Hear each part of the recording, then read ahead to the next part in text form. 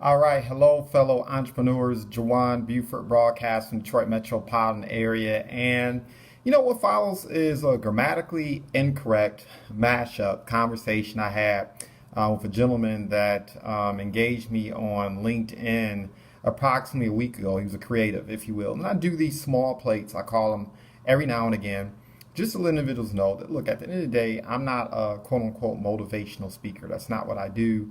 I'm not a quote unquote business consultant. I am an entrepreneur that builds businesses and helps other individuals build businesses too. So I don't mind dispensing advice and insight that I share with others from time to time to help them level up on their businesses. So, in respect, once again, it's going to be a quick mashup where a gentleman basically approached me on LinkedIn, and he basically asked me, look, I'm a digital illustration and photography professional, right? He wants to launch his digital photography and illustration business. And he basically was having challenges marketing his work and converting sales. So individuals would like his content every now and again. They may even share his content, but he was having trouble converting those individuals into sales. And of course, one of his biggest issues was creating credibility so he could acquire even more attention, acquire even more interested parties, but particularly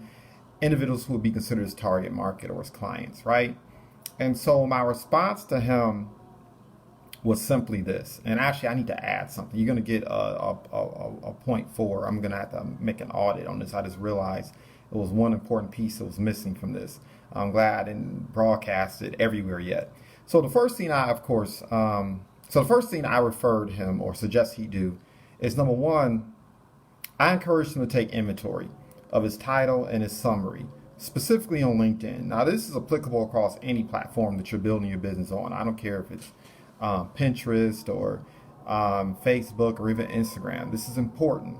And the one thing I encourage him to do is to ask himself, look, did you draft this? Did you create this summary? Did you create this title to showcase who you are?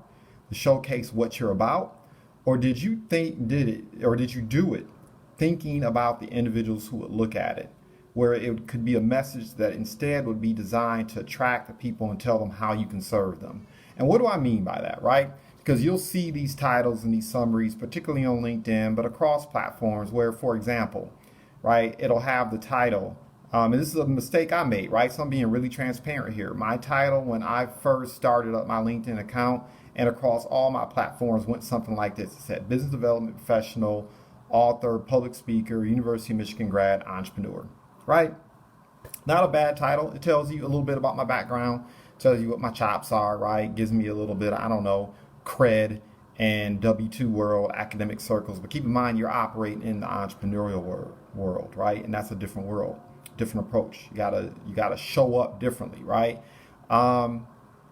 So you can do that in your title, or instead you could put in your title, I help entrepreneurs acquire clients, secure financing, make better tax and accounting decisions, and protect their intellectual property and legal rights, right?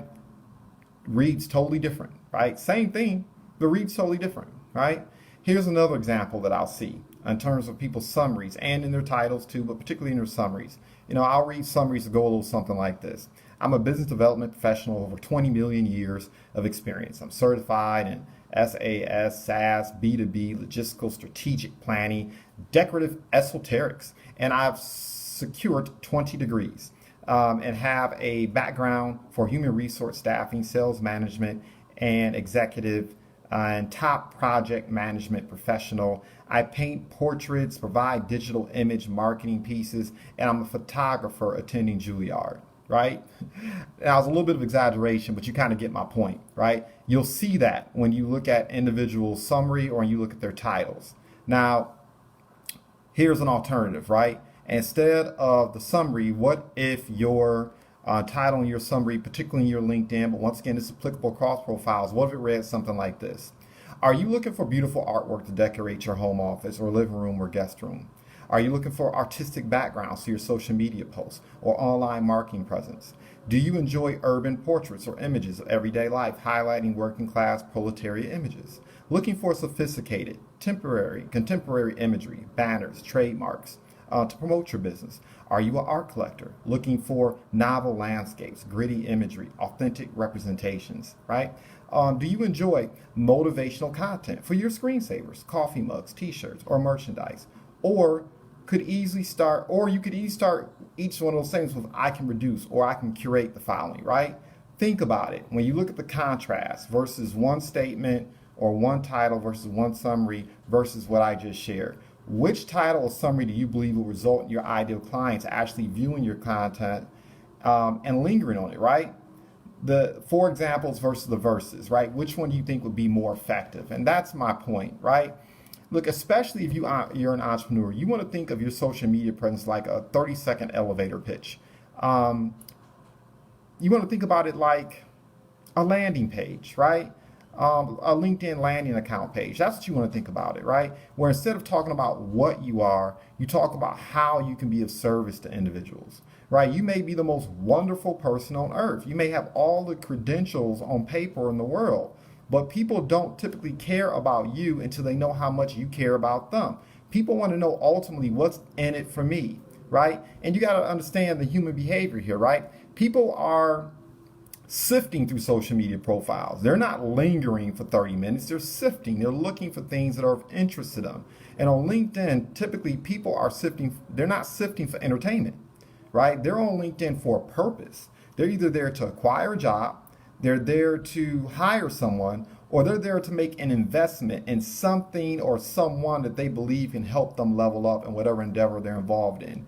And so when you consider that, you can kind of get a better understanding as to what approach will work better for you, right?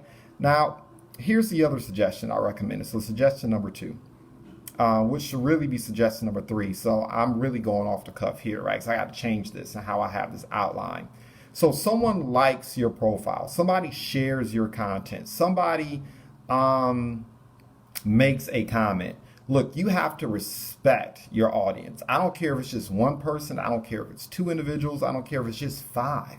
Versus if you have 20,000 people checking for you, respect your audience. If someone likes you, if somebody shares your content, if someone comments, you make sure that if someone comments publicly, you respond publicly. If someone likes your content or shares your content, especially if they share your content, you respond publicly. Thank them for that, right? And if someone likes your content, show up in their inbox. And you don't show up with the attitude of, look, I need to sell you this. You show up like, thank you. I appreciate the fact that you like my content. By the way, what did you like best? Why did it resonate with you? Why was it important to you? I'm really appreciative that you liked my content. It gives me social affirmation that the work that I'm doing resonates. It's actually helping individuals. You know, at some point, I'd like to learn more about you. What's most important to you? Why is this content interesting to you? How can I possibly be of service to you? Right? That's how you show up, right? And that's a very important piece, right? If you want engagement, you have to engage.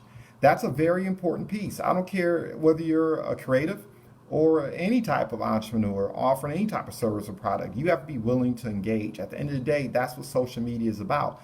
Look, you don't want to be weird, right? You want to develop relationships with individuals. You want to develop a rapport with people. At the end of the day, people do business with folks when they like, know, and trust. I'm going to come back to that. All right, so I got to make sure I write myself a mental note to change that here in this outline. But okay, small plate suggestion number 3.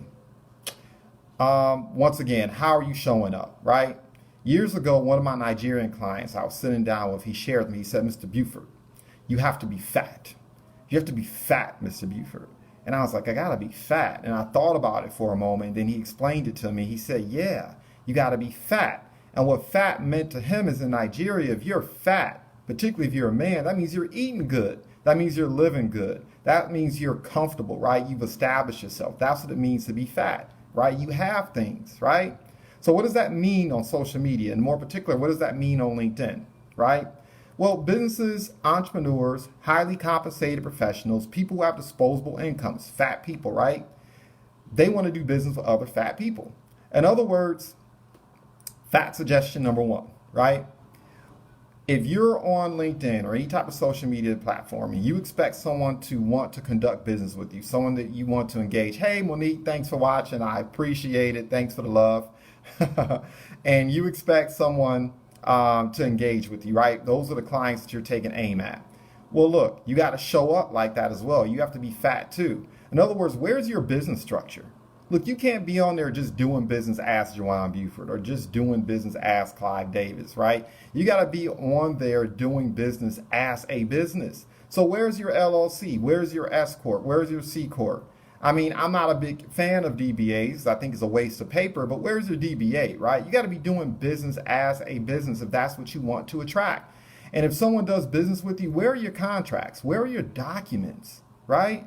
Where are your non-circumvents? Where are your confidentiality agreements? Where are your MOUs, memorandums of understanding? Look, this is how people conduct business, right? Especially now online when you don't have the luxury of sitting across the table from someone belly to belly, eyeball to eyeball, and shaking her hand and going through the typical social norms we go through typically before we decide to do business with someone. So these documents are so important. And if you want to learn more about these documents, I'm going to include my blog website where I have a title called Business Origination Documents, where you can learn how to utilize these documents and why they're so important. But the bottom line is having things like this in place establishes legitimacy. It makes you fat, right? So that's fat suggestion number one. Fat suggestion number two, look, where are your letters of recommendation? Where are your testimonials speaking to your expertise? The impact that you've made in other people's lives. These things are so absolutely important, right? Or positive comments left by others via email, right? Even if it's done via email. Now, of course, get people's permission, right, before you divulge who they are via email, but get the permission, right? Or it's somewhere else online. Where is the third-party evidence? Look, let's be real. You nor I are going to go out and say anything negative about our services and our products and our wares, right? So third-party evaluations are so critical. Right? It's social evidence that you're fat, that you're effective, that you deliver on your promise. You do the work that you said you're going to do when you do quality work. In other words, if you're a creative, ask all of your previous customers, anyone, whether they spend $3 or $3,000 with you. It includes family members, friends, even vendors, people that you've worked with, right? For positive, genuine feedback that you can share with others. That's how you establish more credibility online as an entrepreneur. Now here's fat suggestion number three, right? So you want to show up fat, right? Hurry up and acquire a website. I don't know any other way to say this. Look, for a couple reasons.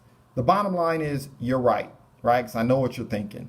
Most people, when they find out about you today, they are going to find out about you via social media. They're going to learn about you via your Facebook, your Gram, your Pinterest.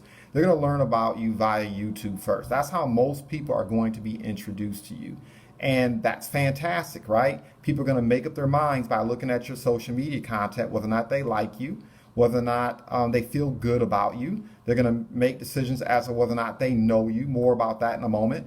And they're going to make decisions based on whether or not they trust you, right? But your website is your business card, so to speak. So someone likes you, they knows you, they kind of sort of trust you. Well, that website tells them that you took the time to actually make an investment in your business. It's your business card. It serves the same purpose that a business card did 15 years ago, right? You wouldn't walk into a social setting absent a business card, because that business card let a person know that you're serious, that you're being a grown adult up in this space, right? It lets them know that you took the time once again to invest in yourself. A website is the same benefit. That's how you show up fat, right? And look, your website doesn't need to look like some type of NASA project, okay? Just like years ago, you didn't really need to spend millions of dollars on business cards. You don't need to do that on a website. It just needs to be presentable. It needs to answer the question, what do you do, right? And also always, always, always, always remember this. You don't own real estate on Facebook. You don't own real estate on the gram, on YouTube, or LinkedIn, or Pinterest, et cetera, et cetera, et cetera. You don't own that real estate. There is a very well-known business incubation organization I'm a huge fan of, London Real. You're going to have a hard time finding them right now, right? Organization's been around for 10 years. It's provided inspirational content for entrepreneurs over that time. I utilize them for Entrepreneur Soul Food all the time. Or if I just want to get a differing perspective, right? I want to generate thought, or right, think about something from a different angle. They're gone now, right? And the same thing can happen to any of us. You don't own that real estate. People get locked out of their accounts every single day. People are making these decisions. People are making these decisions, right? So don't think for a moment that politics, economics, or self-interest don't enter into the equation. Don't learn the hard way, right? That you need to be funneling people to real estate that you own. Can you imagine waking up one day as an entrepreneur?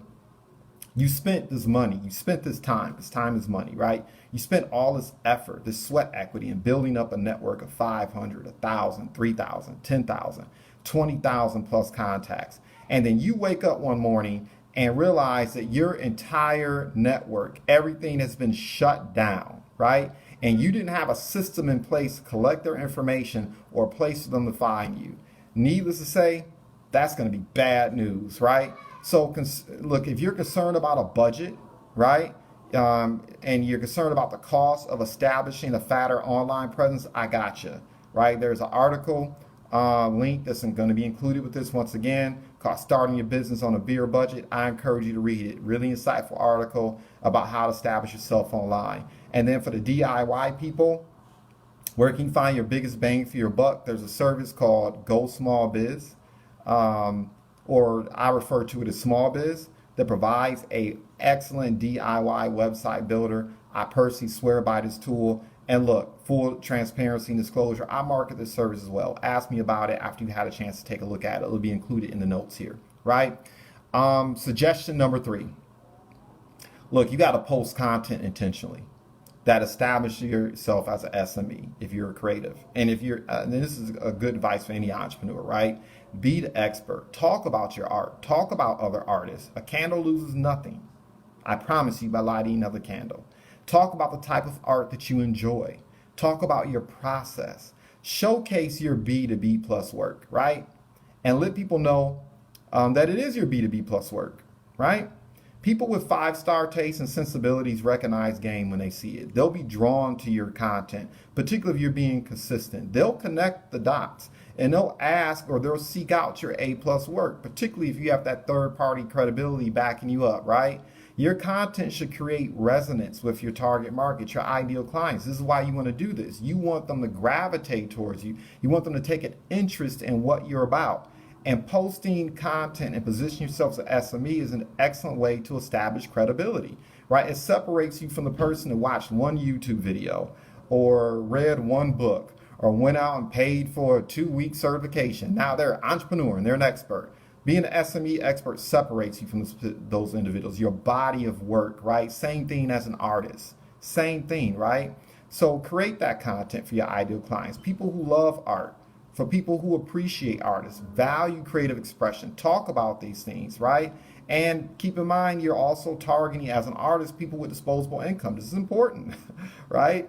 And of course, we can niche down even further with this, right? And we should.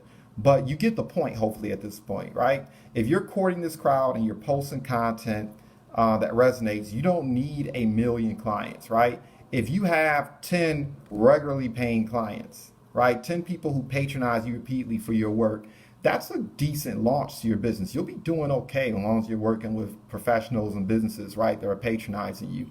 You get to the point where you have 10, 20, 30 to 50 regular buying clients.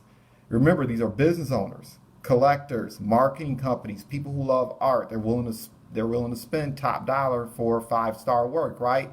Look, your business deposit account is going to be very happy with you. It's going to communicate quite regularly that you're winning. You know, I'm going to share this, and I don't want to offend people's sensibilities. I'm very appreciative of my experience having being a U of M alumni, being a Wolverine. I appreciate it very much. But look, Main Street, at the end of the day, doesn't care about your degree. Academia cares about your degree. Your professional colleagues care about your degree. Your fellow W-2s care about your degree. But Main Street, you know what Main Street cares about? They care about whether or not you can deliver. Execution, my friend. Post contents that places on full display your ability to execute, your ability to deliver, to showcase good work being done on a consistent basis. And that will win you over far more individuals than you could ever imagine. So I said this was suggestion number 3, is actually suggestion number 4, right? So after you've accounted for 1, 2, 3, and 4, after you've accounted for 1, 2, 3, and 4, right? Here's 4.5. And what's 4.5? Your audience and I, as an individual that enjoys art and purchases art periodically as well, we want to know your story. We want to know your why. You know, where are you drawing inspiration? Why did you choose to be an artist in the first place? When you're creating, what's stoking your fire, if you will, assuming that you're good. And what do I mean by good, right? Because that's subjective. Meaning you've put in the appropriate amount of time. You've put in the work. You put in the 10,000 hours to be practiced at what it is that you do, right? Find ways to add context to your work. Find ways to add context to you. People are looking for emotional resonance, particularly during times like now. They're looking for connection. Once again, especially now given the pandemic. Find ways to sprinkle in your story so you create resonance, so you create an emotional attachment beyond it just being a distant piece of art, right? Just some color splash in the paint or something you took a photograph of or some type of digital creation you made. Get a person to resonate with it emotionally, and then there's a stronger likelihood that they're going to purchase, right? Art buyers acquire art as much for the stories behind the art as anything else. So that's my small plate for today. I trust the message was readily received, that it was well received. And look, as always, like, comment, share, all that fun stuff. That gives me feedback. It lets me know what resonates and what doesn't. And of course, make recommendations, offer a critique. Look, I eat that stuff like Skittles, so don't worry about going in, right? If there's content that you want to see, if there's additional information, you feel like, you know what, this would be helpful, by all means, please do share. Once again, your feedback is valued. Thank you again for your time. Goodbye for now.